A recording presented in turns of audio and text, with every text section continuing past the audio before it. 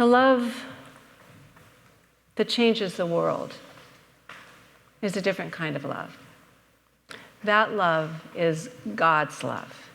And here's a quote by Ernest Holmes that I think we should start on just to get our feet planted in what we're talking about for sure. We should think of God as the great spirit whose sole impulsion is to love. Whose sole impulsion is to love. To give this love freely of itself to all who ask, withholding nothing. This means this love we're talking about is ever present, always, everywhere, all the time. It's there. You know, the person who, this power of love talk isn't new. It's thousands of years old. It was several thousand years ago. Someone once said that the man from 2,000 years ago, Jesus, started the most revolutionary movement in human history. It was a movement of God's unconditional love for the world. But it wasn't just to know of God's unconditional love for the world. It was the mandate that we are to live it. We are to love one another. Of course, love God first and foremost, but love one another, and the world will change. Will change, of course, you have to change. But the world will change. That was the message of Jesus. That was his mandate 2,000 years ago. How are we doing? We could be doing a whole lot better.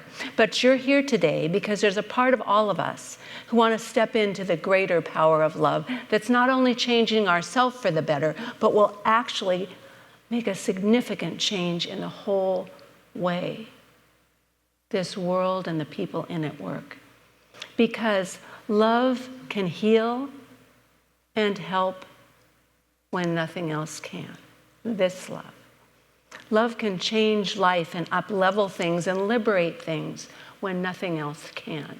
We need to remember that and start living that and doing that.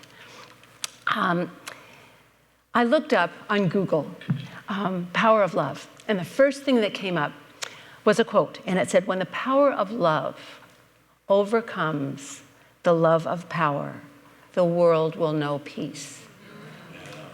By the Indian philosopher and leader, Gandhi, who's on our wall.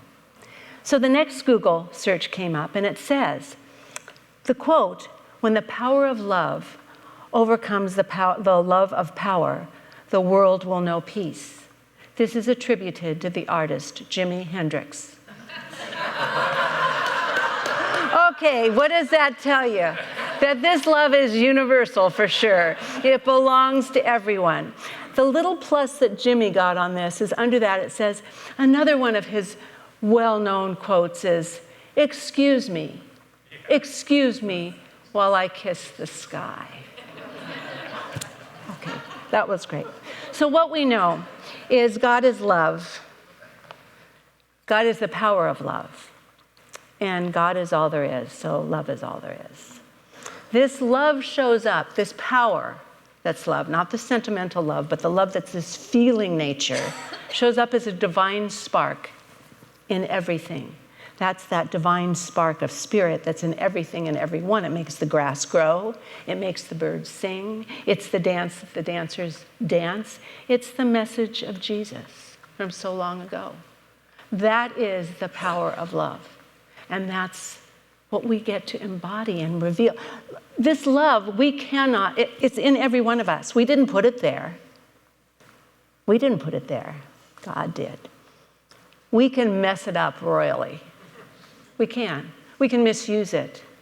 But we can never, ever, ever destroy it. It's there for each and every one of us. It's there. And that's what we're talking about today, how to activate that and use it so we can live happier lives individually and collectively together. But something we happen to be extremely good at is being love blockers. You know, because the love flows through us, but it only flows at our acceptance of it. So we know how to block love, and it's blocked because of fear. How many people, think about it, are afraid of love? Because sometimes love hurts. It does. But I want to tell you that the Mayan culture in Guatemala, the Mayan culture has one word for both the word praise and grief. They're the same word, and they all are held in love. They believe that praise is the feeling of gratitude and celebration for the things you have right now in your life. Praise it, praise it, praise it. And grief is the gratitude and celebration for the things you've lost, the things that aren't here anymore. And they believe that you must praise fully and grieve deeply. Because when we have tears, we need to listen to them because they're telling us how much we've loved. And actually in their tribe, they have weepers in their tribe, which help the tribe weep together, because they don't believe you can praise fully if you haven't wept deeply, because both are expressions of extreme love. And I don't know how well in our culture that we've been trained in the power of grief, that we need to be broken open to let the light of something more, the eternal love, the infinite love that's always there, to flow through. So instead of being a love blocker, I want you to hold yourself and know within you is the praise and celebration of what we have, and the grief of what is lost or what we're losing or what isn't there anymore. It's all part of the big power of love, and it's there for us. Now, what are the characteristics of love? I think you're going to recognize this one from 1 Corinthians. It used to be something that I read a lot at weddings, and I don't read it quite as much anymore, just by choice from the bride and groom. But love is, maybe it's so hard to do this anymore, but love is patient, love is kind, love does not envy, it does not boast, it is not proud, it does not dishonor others, it is not self-seeking, it is not easily angered, it keeps no record of wrongs. Love does not delight in evil, but rejoices in the truth. It protects, always trusts, always hopes, and always perseveres. Isn't that beautiful? But don't worry, don't judge yourself. We are born into human consciousness, and that creates a little bit of a problem. Because once we plug in to the smaller power of love, the human love, we bring in conditional love, we bring in expectations, we bring in judgment, we bring in, well, you can make the list longer and longer. And that's our battle, is how we work on this human consciousness to expand it beyond the fear, beyond the negativity, to plug it into something greater. You know, it's like if you and I were a little bird, and we'd been in the little cage of understanding, the cage that our parents gave us, that society gave us, that whatever was passed on and passed on. And then all of a sudden, somebody takes us out of that cage and puts us in this vast, beautiful universe, in a great, big, beautiful tree with all sorts of just unbelievable experiences and beauty around it. The little bird that is us would not know what to do, because it's too big to comprehend, too big to understand. And that's what happens when we talk about this love that I'm talking about. It's too big to understand. We cannot understand how it will save the world, make a whole new world out of our old, tired world. Jesus got it 2,000 years ago. All the mystics understand it. But it's hard to understand. But we don't have to understand it. We just have to live it to the best of our ability at that time, to start living the goodness that there is. Love is the greatest healing power there is. You can ask any one of the mystics on the wall. You can ask any one of the great teachers. You can ask Ernest Holmes. Love is the greatest healing power in the world. But where in the world do we start? I'm going to ask you a question. Can you love that divine self within you, that spark of God, the perfection that's part of all of us? Can you start loving that? Because if you can love that part of you first, we can't give what we don't have. And we can't possibly think of having a huge, loving life and changing ourselves in the world if we don't start with that divine spark within us, that part of us that knows how to live and love and laugh and sing and love and be loved. That part of you, that's where we start right there. So when you forget, oh my gosh, I'm so negative today. Oh my gosh, I'm missing the mark of love. Start, just quiet yourself and go within and start right there. And recognize we're perfectly imperfect as humans, but there's a perfect place of love in each one of us. Not in some of us, it's in all of us. So those are the characteristics of love that we strive for. The impact of love is that love changes things for the better. Let me tell you what Ernest Holmes says. He says, he believed that love is the most positive energy in the whole universe and the most potent to make change. Love overcomes both hate and fear. Repeat, repeat. Love overcomes both hate and fear, not through controversy, argument, or force, but by a subtle power of transformation. Transformation. That, I'm just going to add a little sidestep here. Negativity, judgment, anger will keep creeping in our consciousness unless we surrender it.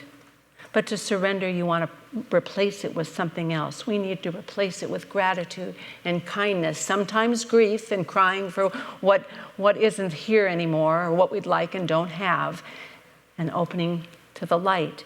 But by a subtle power of transformation. It is invisible in its essence. We can't see love, but we know love through its acts and action.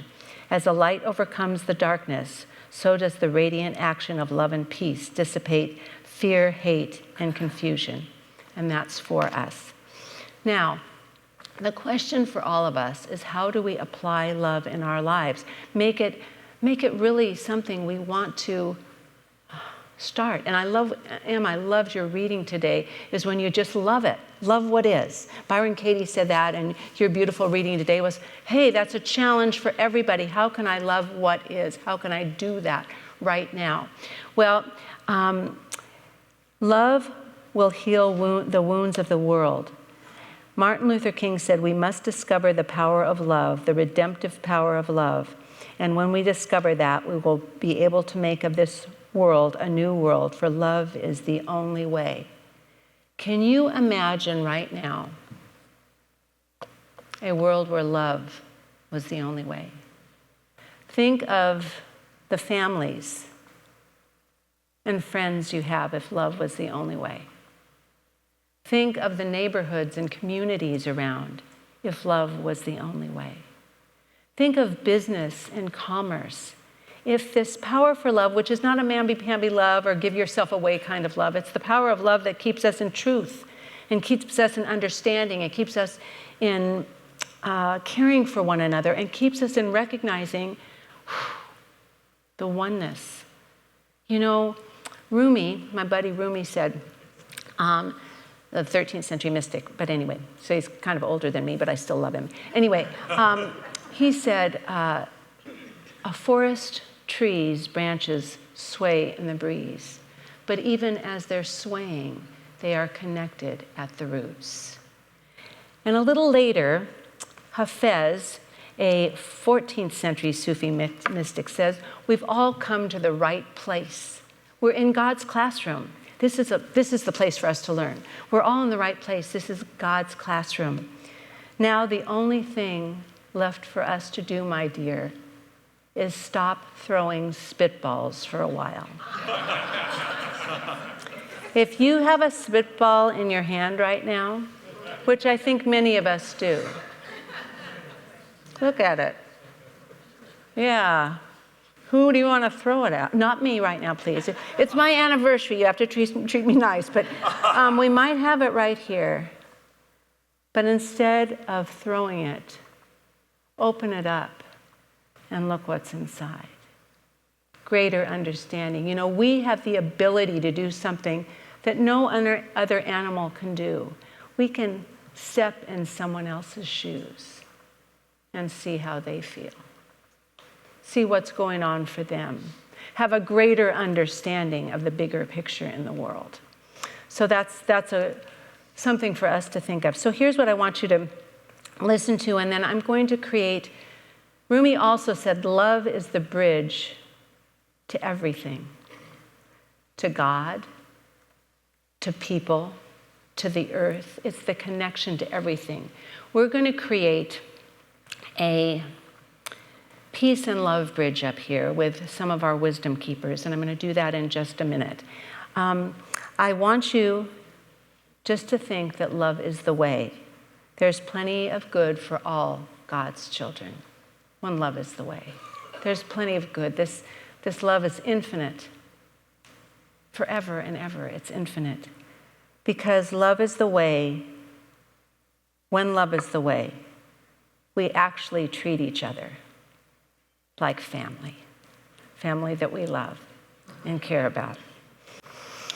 And if you'll just take that beautiful globe in your hand, and actually when Reverend Janet talked about this, she talked about it as to carry it and hold it as the altar of love that is with us. And I want you to close your eyes and go into your heart, into that place where that divine spark of infinite knowing and love resides. And just ask that place, what is it I'm going to focus on to live love in the world? To live love in the world. Mine is connection and understanding and compassion. But what is the word or the words you're going to use to call upon, to bring more love, more light, more connection, and more oneness? And just hold that for just one moment. Let those words or that word bubble up. Breathe into it. Let it become alive in every cell of your being. And taking a nice deep breath. And let that word light you up as you open your eyes. And I'd like you to share your word or your couple of words with the person next to you, so we expand that consciousness that uplifts us of love. So just share it with the person next to you on either side. My word that I carry is.